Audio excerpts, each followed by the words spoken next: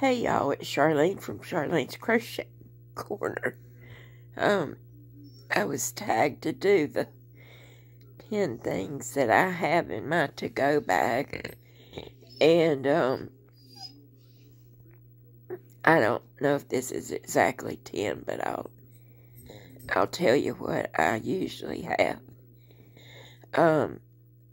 I can pack a to-go bag to go to the hospital. Probably better than I can pack clothes to go on vacation, because I do that the most. And I just got out of the hospital. I've had a bad flare-up with bronchitis, and my sweet neighbor, Miss Betty, is actually in the hospital with COVID right now, so I've been so worried about her. So worried. So, y'all say a prayer for Miss Betty. Her sats have been dropping down in the 60s, so she's been on oxygen, of course. But, anyway, I will show y'all a few little things I keep in a to-go bag.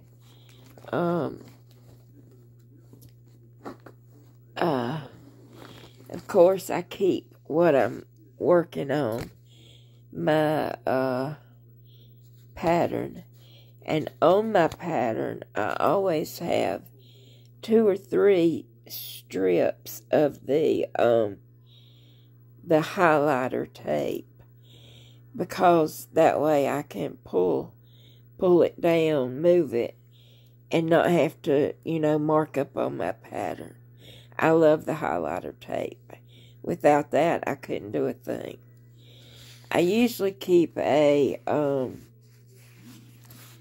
pattern holder. Now I've got, this is a 5x7 size. And these are the magnets that would hold your pattern in place. And then you can, it's got hooks on it, and you can make it stand up. Let me see if I can turn my light a little bit. And it's got hooks where you can make it stand up, and you'll see your pattern. I've got an 8x10 size one of those that I use more. I don't hardly use this little one anymore. It's just easier to have your whole pattern up where you can see it. I, of course, carry the pattern I'm working on and the yarn, and then I'll carry, if this is like an involved pattern, I'll carry a mindless, just real simple, something to crochet, so I don't have to count, don't have to pay a whole lot of attention. I carry, always, even if I'm not going to the hospital, if I'm going to the grocery store, I don't care where I'm going, I carry a measuring tape with me, because I have been to my grandchildren's house so many times, and they'll say, "Nonnie, make me this." Well, I don't have my measuring tape. I do wear this blue measuring tape. It's a leather measuring tape. It is accurate, and it goes up to 17 inches. It wraps double around your arm. I love that. That has saved me many times. But like I say, I always carry, let me see if I can get this bag open. I always carry a little measuring tape. This one's new. I want to give away from Karen, the Crochet Addict. I know I said her name wrong. Just a Crochet Addict, I think. Anyway, she sent me this and a little baggie full of darning needles, and these are my favorite little stitch markers. These kind. I love them. And, say if whatever I'm working on has buttons, I always carry the buttons. I always try to pack this little bag here to have everything I need for that project. I, of course, carry a pen and a pencil. Sometimes a highlighter, but not always. I carry, if it's something that I'm designing, I carry a little design bag that I've got some stuff that I can do a design on the outside of something. I carry a little notebook. Well, actually, most of the time, I carry a clipboard. Here's my clipboard, and this has got a magazine on it, but I always have paper, and there's always a pattern or something on here, but I always have paper on my clipboard. And sometimes I carry a clipboard that has a up here on the top, it would have a calculator. I got a couple clipboards. This one's just the one I carried this time to the hospital. But sometimes I'll carry one that's got a calculator. So if I'm trying to figure out stitches for a design, you know, dividing and whatever, multiplying, then I'll have that. Otherwise, I carry a little, my phone has a calculator on it. And I always carry a little pouch that has money. It always has dollar bills and change, so that when I'm at the hospital, if I want a Coke or a pack of crackers, somebody can go get it for me. A lot of times, you'll get put on the floor. Say if you had to go through the emergency room, you'll get put on the floor and your orders won't be in. And sometimes it can take a good while to get all the orders in. Well, by then, I've done been in the ER for who knows how many hours. I'm thirsty and hungry. Somebody's going to have to be producing something. And, of course, your order's not in for dietary. And then it's 3 or 4 more hours till time to eat. So, I always keep some change and some bills in a little case. I always have my pack of hooks. I don't carry just 1 or 2. I carry the whole pack. And I'll carry 3 or 4 different things of yarn if I just want to decide to make a hat or a scarf or something that I don't have to do a whole lot of thinking on. And I guess that's probably all that I carry. Other than I do carry my phone charger. That's always in my bag when I go to the hospital, so that I can keep my phone charged, so I can keep up with what y'all are doing. So, I guess that's all, y'all. I'll try to get this uploaded. Y'all have a great day. I don't even know what today is. Is it Tuesday? Is it Wednesday? What is today? Today is Tuesday.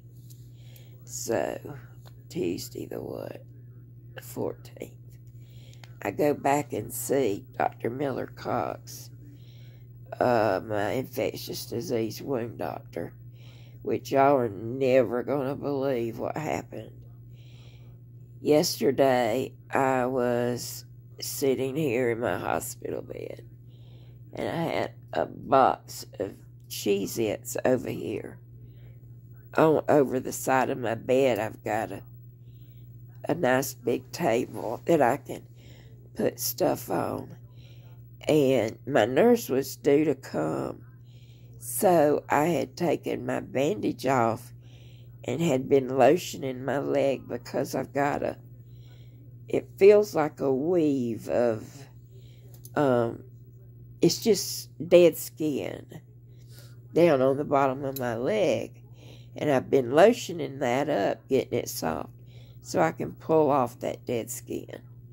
Well, when Trigger saw me roll over, I said, I'm going to get the Cheez-Its. Well, the Cheez-It box kind of fell and I couldn't get it because I was over here on the edge of my bed like I am now instead of being in the middle. And when I rolled over and I said, oh, I can't get it, Trigger jumped up and landed on my leg.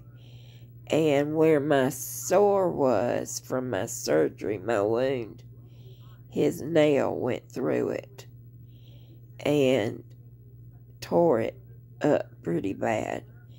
Because I was trying to move to get back, he was moving the other way. And it was just stretching it. And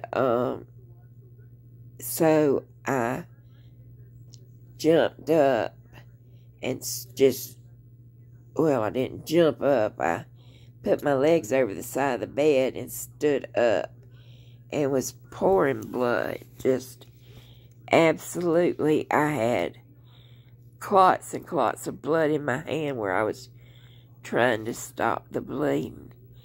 So I just sat down I've got these paper chuck pads. And I also have a cloth one. Because with all this coughing that I've been doing, when I cough, I usually pee a little dab. I've got to pull up on, thank goodness. But anyway, I just sat down on that pad and tried to hold pressure on it. Trigger was just crying. I was crying. But it wasn't his fault. You know, it just wasn't. It's just something that happened.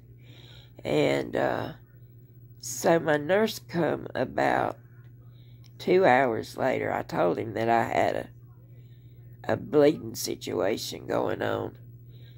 I didn't quite tell him everything that happened. Well, I didn't tell him anything that happened until he got here. And so he started taking pictures and cleaning up because Monday is Measurement Monday. And my